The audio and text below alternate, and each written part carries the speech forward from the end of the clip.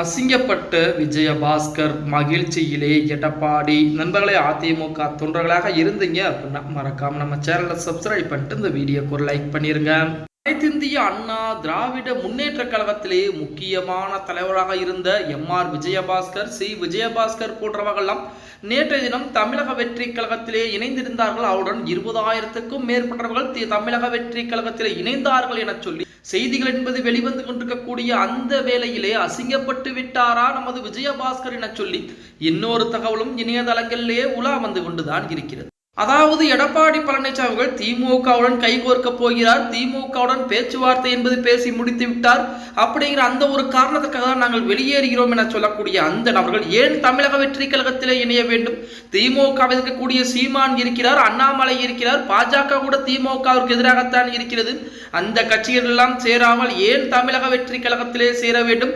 எடப்பாடி பழனிசாமி அப்படியே கூட்டணி பற்றி பேச்சுவார்த்தை பேசி இருந்தாலும் அதுவும் 2 மாத காலத்திற்கு முன்னால் பேசியது. அதை இப்பொழுது சொல்லி ஏன் வெளியேற வேண்டும்? இது 2 மாத காலத்திற்கு முன்பாகவே அவர்கள் வெளியேறி இருக்கலாமே என தொண்டர்கள் கேள்விகளை முன் வச்சுக்கிட்டு இருக்காங்க. சரி, இந்த பிரச்சனை எல்லாமே ஒரு புறம் இருந்தாலுமே நேற்றைய தினம் நமது எம்.ஆர். விஜயபாஸ்கர், சி. விஜயபாஸ்கர் இருவரின் ஏற்பாட்டிலே தமிழக வெற்றி கழகத்தில் ஏகப்பட்ட அதிமுக இணைந்தார்கள். அந்த நேரத்தில் தான் ஒரு அசிங்கப்படக்கூடிய சம்பவம் என்பது நிகழ்ந்திருக்கிறது. அதையும் சமாளித்திருக்கிறாராம் விஜயபாஸ்கர் என சொல்லி இணையதளங்களிலே செய்திகள் என்பது உலா வந்து கொண்டிருக்கிறது. அதாவது பகுதிக்கு மேற்பட்ட இருக்கைகள் காலியான இருக்கைகளாக இருந்திருக்கிறது. கிட்டத்தட்ட 20,000 பேருடன் நாங்கள் வந்து இணைவோம் என சொல்லி 20,000 பேருக்கும் நேரடியாக இருக்கைகள் என்பது போடப்பட்டிருக்கிறது. ஆனால் இறுதியிலேயே பார்த்தால் 10,000 நபர்கள் கூட கிடையாது. பகுதிக்கு மேல் சேர்கள் என்பது காலியாக இருந்திருக்கிறது. அதை பார்த்த புஷியானவர்கள் மனம் சுளிக்க ஆரம்பிக்கிறார், முகம் சுளிக்க ஆரம்பிக்கிறார். உடனே நமது விஜயபாஸ்கர்கள் இது வெறும் ட்ரெய்லர் மட்டும்தான், டெல்டாவிலே நீங்கள் முதல்வர் விஜயிடம் அனுமதி வாங்கி கொடுங்கள், டெல்டாவிலே மிகப்பெரிய ஒரு ஏற்பாடு செய்வோம், அனைவரும் வருவார்கள், கண்டிப்பாக மிக பிரம்மாண்டமான ஒரு மாநாடு போல் தமிழக வெற்றி கழகத்திலே மக்கள் இணைவார்கள் என சொல்லி நமது விஜயபாஸ்கர் சமாளித்திருக்கிறார். அதிலையும் கூடுதலாக நமது புஷியானவர்கள் பொறுத்த வரைக்கும் என்ன 20,000 நபர்கள் என்ன சொன்னார், கடைசியிலே 5,000 நபர்கள் கூட வரவில்லையா அப்படிங்கிற மாதிரி ஒரு கேள்வியும் முன்வைத்திருக்கிறார். அப்படிங்கிற செய்திகள் தான் இணையதளங்களிலே உலா வந்து கொண்டிருக்கிறது அப்படின்னே கூட சொல்லலாம். தமிழக வெற்றி கழகத்தில் இணைவது அவருடைய விருப்பம், ஆனால் அது ஒன்றும் பிரச்சனை கிடையாது.